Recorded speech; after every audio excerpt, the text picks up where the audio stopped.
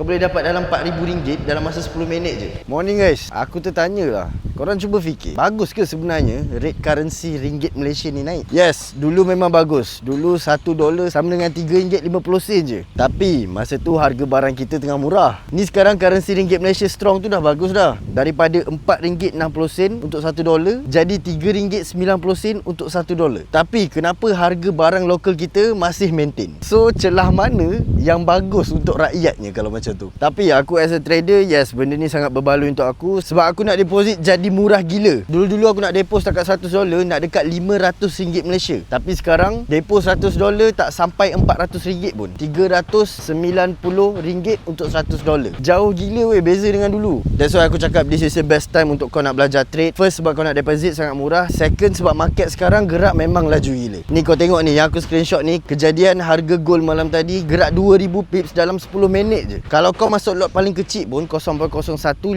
layer darab dengan 2000 pips, kau boleh dapat dalam RM4,000 dalam masa 10 minit je. Itu baru lot paling kecil. Kalau kau double size lot dah boleh dapat hampir 10,000 dah dalam masa 10 minit bro. Ni yang aku masukkan, this is the best time untuk kau belajar trade. Kalau kau nak belajar, kau tekan je link kat bio. Sebab aku pun banyak gila belajar daripada grup tu. Dalam grup tu complete semua ada. Education, kelas daripada beginner sampai advance, semua kau boleh dapat dekat dalam grup. Ambil opportunity-nya cepat-cepat. Depo tengah murah, gold tengah gerak laju gila. Tekan je link kat bio. Ni aku nak menebas dulu. Assalamualaikum. Ciao.